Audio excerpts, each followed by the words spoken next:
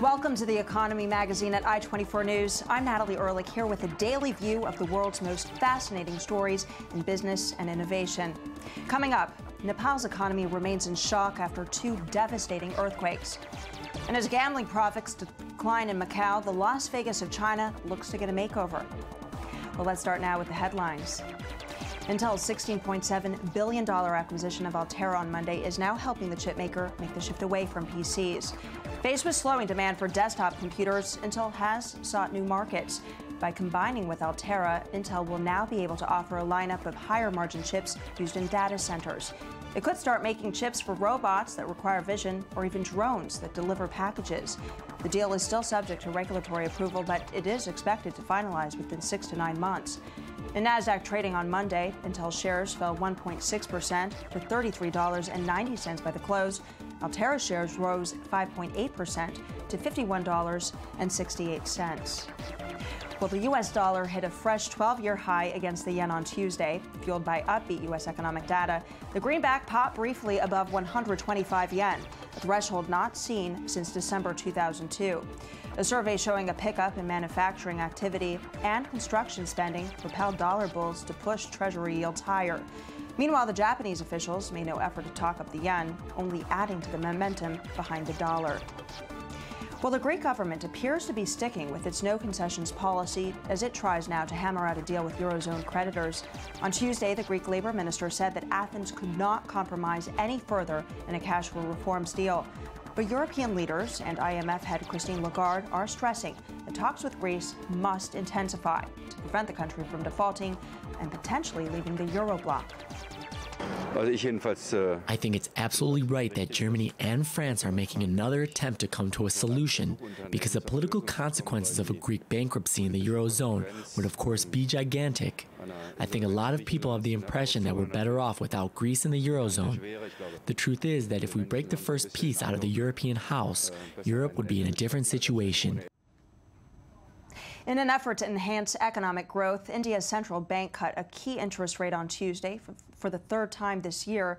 Now, this latest rate cut lowers the policy repo rate by 1/4 percentage, lowering the cost commercial banks can borrow from India's Reserve Bank.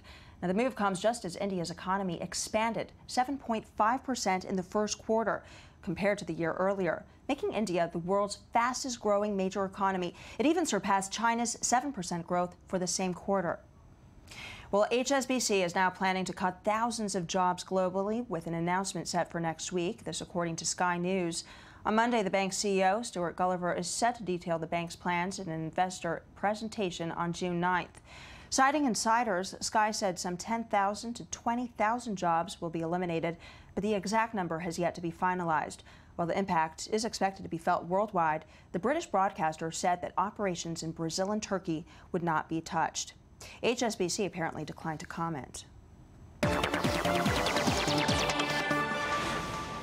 Tourism is a key sector of Nepal's economy, but after 2 major earthquakes hit the mountain nation just a little over a month ago, killing more than 8,000 people there, tourists are far and few.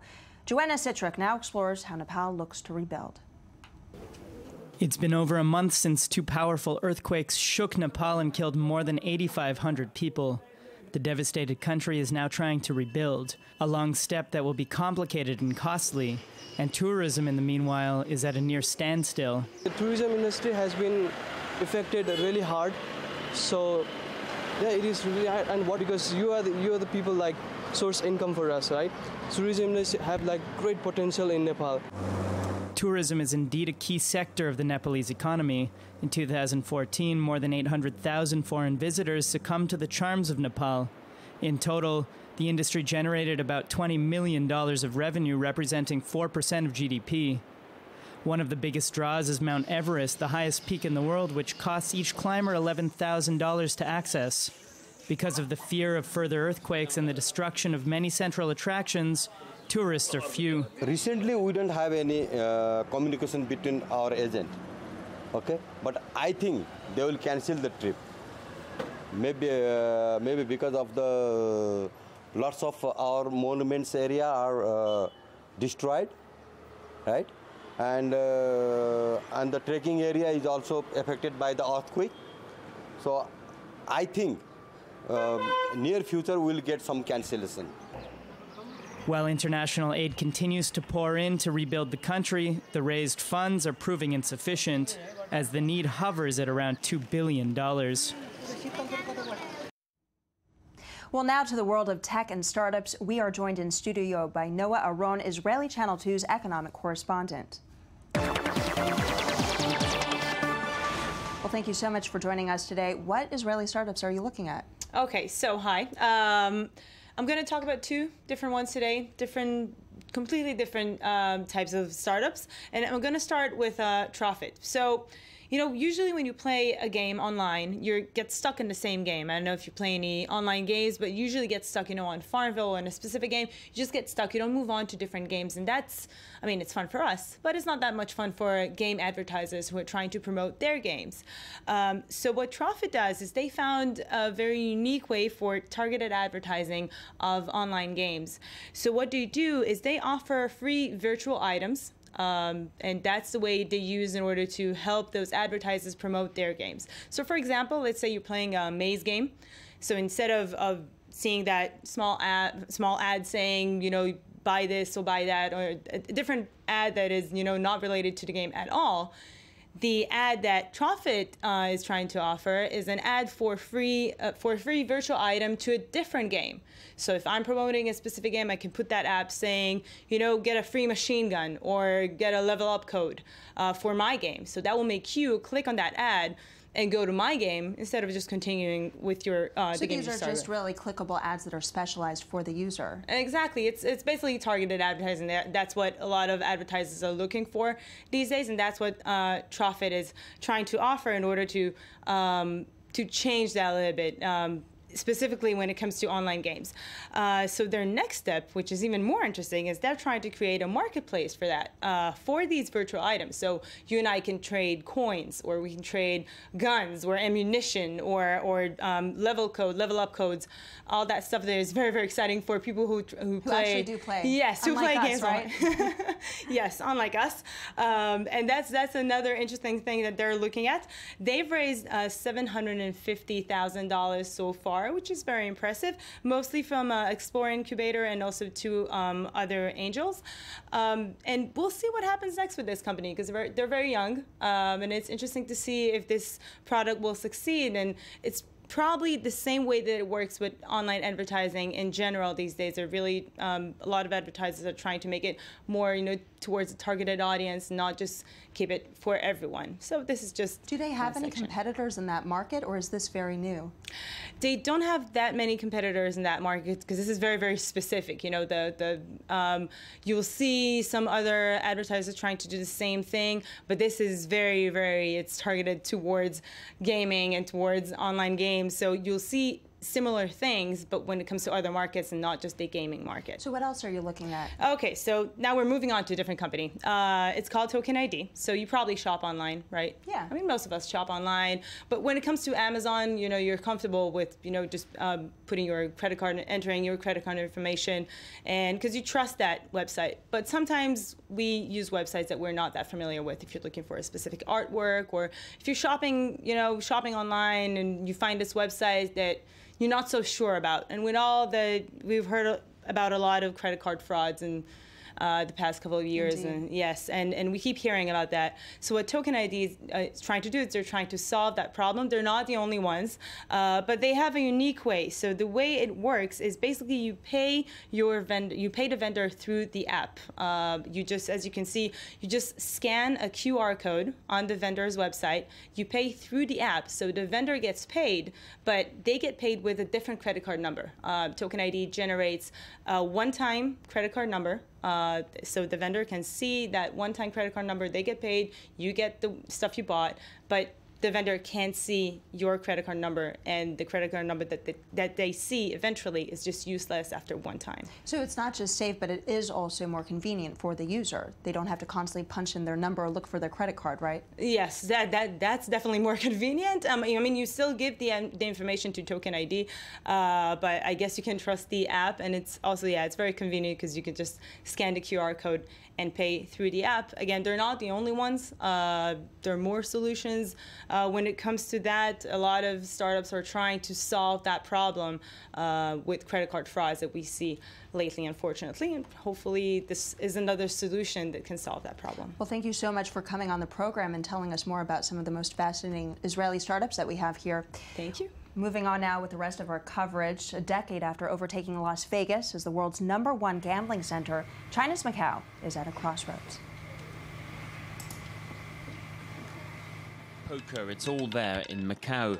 But these are testing times for the Chinese city, with casino profits, while still in the black, dropping month by month, down around 40% from 2014. A decade after overtaking Las Vegas as the world's leading gambling center, Macau is at a crossroads. The high rollers are dramatically reduced as a result of primarily, presumably, the anti-corruption drive in China. So, that is clearly, as we see today, not that sustainable.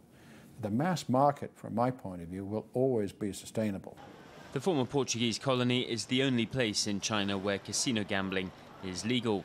Yet some tourists here want more. The casino means it's not a place for children. If they create other things for families, we could bring our kids and old people could relax here. It would be very good. With Beijing's encouragement, Macau is looking to rebrand itself.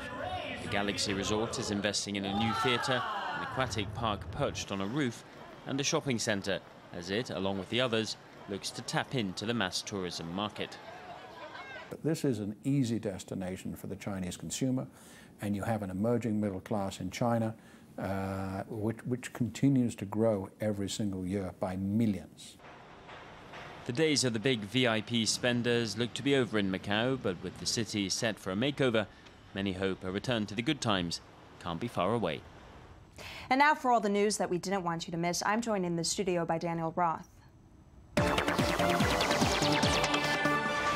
Thank you, Daniel, for being with us as always. So what do you have in the mix today? I saw an article about hiring and culture. Yes, the New York Times is where we're starting. Culture has become one of the central factors that people use for hiring. Apparently, a recent survey, 80% of employers use culture as a basis for hiring. So this isn't about national cultures or things like that. It's about office culture. It's about the people who are hiring are looking for people they would like to hang out with, they would like to talk with, they would like to work with. Regardless of skill, they're looking for personality that fits in with the office. And this took off in the 80s because it seemed like a great idea. You can get a lot more done when you like the people you're working with. This is the idea. Now, it started to backfire because the weight has been taken totally off of skill sets and put totally on culture. So we're finding actually that what's happening is two things. One is that employers are not hiring good people because they think they might not like them in an interview setting. Right. And number two, so you're, first of all, it's bad for people who aren't getting hired, who are being kept out of jobs they should be in. People that actually are competent, know how to do the job, are perhaps being overlooked, right? In a lot of cases, that's what's happening. On top of that, the companies are losing out. So it's not only, so it's this factor is really bad for the people who aren't getting hired, bad for the companies who aren't getting the skills, and really creating a closed mind for the businesses that are doing this, because you're finding that you have a lot of yes men in your office, people who want to agree with you all the time. Well, speaking about that, I mean, are there certain kinds of corporate environments that are better having that kind of hiring model? It's across the board, and it's not an industry question. It's really more of a question about how much cultural basis are you using. So it's important to like the people you work with. This is true. Mm-hmm. it's important that they also have skills. It's important also that you not only like people you work with and not only agree with people you work with, but you have a culture where people can really talk freely and openly and say if they disagree with an idea. And it's one of the problems that we're losing that. Well, that seems to make sense, but what else do you have for us? So Bloomberg had this in-depth look at Jay-Z. Jay-Z, of course, the rapper and businessman. Well, he says he's not a businessman. He's a businessman, is one of his lyrics. He tried to come out with this title, this idea that was going to tear Spotify apart and take streaming music into the future. It fell flat on its face, and it's mostly because a number of rich artists got together and tried to sell people a slightly more expensive model for streaming music, and people didn't bite. So there's a lot of backlash there. There was an enormous amount of backlash, and with good reason. It was simply not executed properly. Indeed. Well, thank you so much for joining us to talk about everything from Jay-Z to hiring culture. Well, that does wrap up our economic coverage today. Do stay tuned for all the latest in global business news tomorrow, same time, same place at the Jaffa Port in Tel Aviv. I'm Natalie Ehrlich. Thank you.